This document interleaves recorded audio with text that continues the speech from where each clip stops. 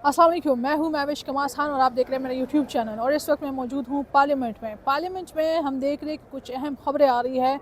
और आज जो खबर आई है, जो सोशल मीडिया पे खासकर गर्दिश हो रही है, वो है बैरिस्टर गौहर और आर्मी चीफ की मुलाकात की। तो सवाल ये है, क्या इन दोनों के दरमियान कोई मुलाकात हुई है या नहीं।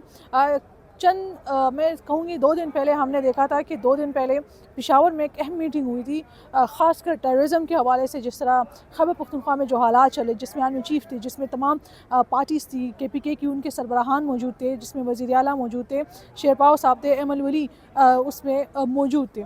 तो ये अहम एक मीटिंग हुई जिसकी कुछ तस्वीरें आई और फिर वो तकरीबन कोई 4-5 घंटे तक वो मीटिंग जो है वो जारी रही। तो ख़बर ये है कि बैरिस्टर गौहर और आर्मी चीफ की दो तरफा मतलब एक तरफा मुलाकात हुई है। दोनों एक साथ बैठे हैं कोई तकरीबन आधे घंटे तक, और उन्होंने कोई अहम टॉपिक था जो भी था उस पर अहम जो है वो बात की है और मुलाकात की है। यहाँ पर बैरिस्टर गौहर से पूछा गया, उन्होंने कहा कि ऐसा कुछ नहीं है, मुलाकात नहीं हुई। अगर हुई भी है तो वो एक मीटिंग थी जिसमें तमाम लोग मौजूद थे और ऐसा नहीं है जिस तरह ख़बरें आ रही है। हमने बहुत जो MNAs है, कई MNAs उनसे पूछा, उन्होंने भी कहा इसके हमें इस बात का नहीं पता। उमर अयूब से पूछा, उन्होंने भी तरदीद की, उन्होंने कहा ऐसा कुछ नहीं है, ना ऐसे कोई ख़बर है, ना कोई मुलाकात हुई है। शिबली फराज से भी पूछा, उन्होंने भी कहा कि ऐसा कुछ नहीं है और ना ही जो है उनकी कोई मुलाकात हुई है और ऐसा कुछ नहीं है। शिबली फराज ने ये भी कहा कि मैं चला जाता हूँ बैरिस्टर गौहर से आप लोगों के सामने एक बार फिर से पूछ लेता हूँ। वो गए, वो मुलाकात हुई, फिर आए, उन्होंने कहा कि मैंने फिर से उनको कहा कि अगर है तो बता दे, मुझे सिर्फ बता दे। लेकिन बैरिस्टर गौहर ने कह दिया कि अगर होती मुलाकात तो आपको ज़रूर बताती। तो PTI की तरफ से ये कह दिया है कि कोई मुलाकात नहीं हुई है। अंदर की खबरें कुछ इस तरह आ रही है कि ये मुलाकात हुई है। ये कुछ ज़राए लोगों की खबरें हैं। यहाँ तक कि ये भी कहा जा रहा है कि ख़ास हेलीकॉप्टर आया बैरिस्टर गौहर के पीछे और उनको जो है वो लेकर गया। तो ये फ़िलहाल खबरें हैं। आज एक खूबसूरत वीडियो आपको मैं दिखाती हूँ शानदार ज़रताज गुल की, जिनसे तुलबा मिले, उन्होंने इमरान खान के हक़ में नाराबाजी लगाई और उनसे ऑटोग्राफ भी लिया। ये वीडियो देख के आपको भी पसंद आएगी। तो फ़िलहाल तो पाकिस्तान तहरीक इंसाफ और जिस तरह हुकूमत के दरमियान जो मज़ाकरात है उसकी ये ख़बरें हैं और देखते हैं कि क्या आगे कुछ ब्रेक थ्रू होता है या नहीं।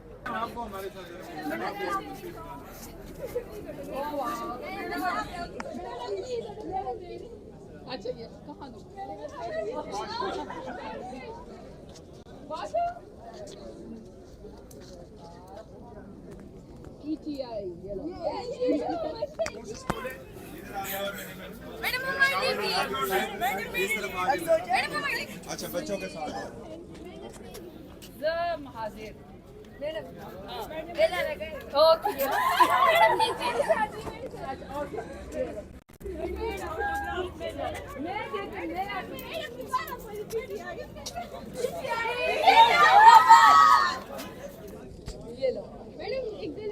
मैं अभी आपको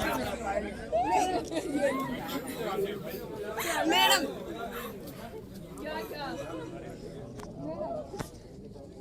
मेरी बात सुने, ये पार्लियामेंट है, यहाँ पर फौजदारी नहीं आते। पार्लियामेंट में पॉलिटिकल लोग आते हैं। मैं इमरान खान के नाम पे वोट लेकर आया हूँ, मैं नारा लगाऊंगी इमरान खान से। मुझे किससे लड़नी है? हाँ हो गया।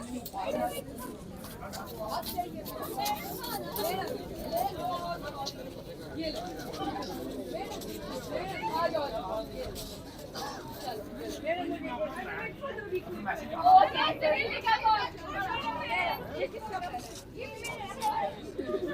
चलो ये किधर देखो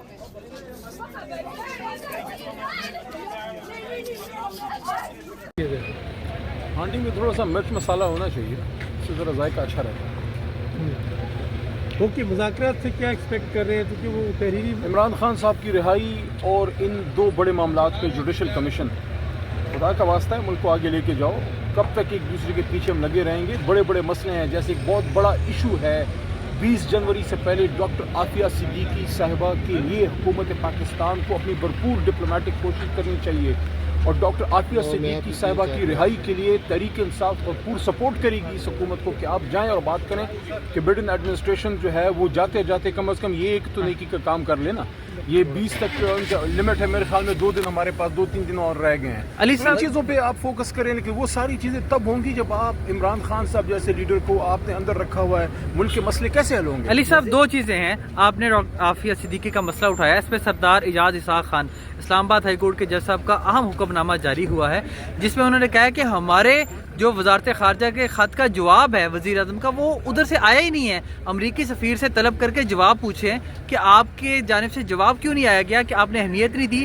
دوسرا آپ نے تذکرہ کیا مذاکراتی عمل کا.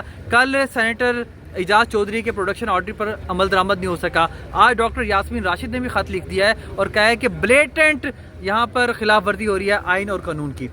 پہلی بات تو جہاں تک ڈاکٹر عافیہ صدیقی صاحبہ کا معاملہ ہے, اس پہ میں کہوں گا کہ اس میں شہباز شریف صاحب کو, پریزیڈنٹ زرداری صاحب کو, فارمر منسٹر جناب بلاول صاحب کو, ہم سب کا سیاسی اختلاف ہے آپس میں. لیکن یہ ایشو ایسا ہے کہ اس پہ کوئی سیاسی اختلاف نہیں ہے, یہ ہم سب کے کا کاز ہے. میں سمجھتا ہوں ابھی بھی 2-3 دن ہیں, اور میں بڑے دل کے درد سے یہ کہہ رہا ہوں کہ آپ اپنی کوشش کیجئے. کیا پتہ زندگی و موت اللہ کے ہاتھ میں ہے, لیکن کل نفس ذائقۃ الموت. کیا پتہ 4 سال بعد کون جیتا ہے تیرے زلف کے سر ہونے تک, پتہ نہیں. پھر ڈاکٹر عافیہ صاحبہ کو جو ہے اللہ تعالیٰ مزید مہلت جو ہے وہ دیتا ہے یا نہیں دیتا.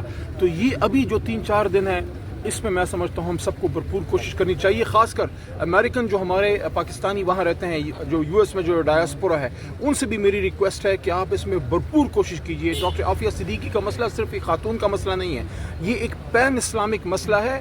امت مسلمہ کی بیٹی جو ہے وہ 20 سال سے اغیار کے نرغے میں ہے, اور امت مسلمہ جو ہے وہ چین کی بنسری بجا رہا ہے. جہاں تک آپ نے مذاکرات وغیرہ کی بات کی ہے, مذاکرات کا رزلٹ نکلنا چاہیے. اس میں سمجھتا ہوں کہ دونوں طرف سے تھوڑا سا احتیاط کرنی چاہیے گفتگو میں, تاکہ مذاکرات کامیاب ہوں. لیکن میں سمجھتا ہوں کہ جو پروڈکشن آرڈر کا جہاں تک تعلق ہے, کل سینیٹ آف پاکستان جو ہاؤس آف فیڈریشن ہے, مجھے اعزاز حاصل ہے کہ اس اتنے بڑے ایوان میں بطور پارلیمانی امور کے ایک چھوٹے سے منسٹر کے میں جاتا تھا. میں نے وہاں بڑا سرو کیا ہے. سب سے بڑا ایوان ہے. اس کی خوبصورتی یہ ہے کہ اس میں آبادی کے تناسب سے نہیں, پشتونخوا, پنجاب, سندھ, بلوچستان سب کو ایکول ریپرزنٹیشن ہے. ہاؤس آف فیڈریشن کی کل بے توقیری ہوئی ہے. ان کے آپ نے جب پروڈکشن آرڈر جاری نہیں کیے تو آپ نے کسی اور کو نہیں, اپنے آپ کو بے توقیر کیا ہے. آپ نے جس وردی والے نے یہ آرڈر نہیں مانا, آپ نے اپنی وردی کی توہین کی ہے, کیونکہ وہ وردی آپ نے جس آئین کے تحت پہنی ہے وہ آئین آپ کو پابند کرتا ہے کہ آئین ساز ادارے کا حکم آپ مانیے. سر وزیر قانون کہتے ہیں کہ P T I N R O مانگ رہی ہے, تو وہ این آر او دے سکتے ہیں ان کے پروڈکشن آرڈر پہ, تو عمل درآمد ہوتا ہے. اس وقت تو 2 طبقات این آر او مانگ رہے ہیں. اسٹیبلشمنٹ کو این آر او چاہیے اور حکومت فارم 47 کو این آر او چاہیے. این آر او دینے والا صرف ایک شخص ہے, عمران خان. اچھا سر ایک بات بتائیے گا, کل اعظم رضی تارڑ نے وعدہ کیا ہے کہ آپ کے دور میں بھی پروڈکشن آرڈرز کی بے توقیری ہوتی رہی, خواجہ سعد رفیق کے پروڈکشن آرڈرز, اس کے ساتھ ساتھ دیگر جو اسیر ثناء اللہ کے, اس وقت تو آپ منسٹر تھے. بالکل ایشو کیے جانے چاہیے تھے, اگر نہیں ہوئے غلط ہوا, لیکن ہم نے بہت سو کے کیے بھی. میاں شہباز شریف صاحب کے کیے, خواجہ صاحب کے کیے, آئی تھنک احسن اقبال, سب کے پروڈکشن آرڈرز جو ہے وہ اسد قیصر صاحب جاری کرتے رہتے تھے. لیکن اگر کسی کے نہیں ہوئے, میں غلط کو غلط کہوں گا, ہونے چاہیے تھے. لیکن ہم نے جتنے پروڈکشن آرڈر جاری کیے, پریشر میں اسد قیصر صاحب نے جاری کیے, آپ اس کا تقابلی جائزہ لے لیں کہ اب زیادہ جاری ہو رہے ہیں یا تب زیادہ جاری ہو رہے ہیں. بہت شکریہ.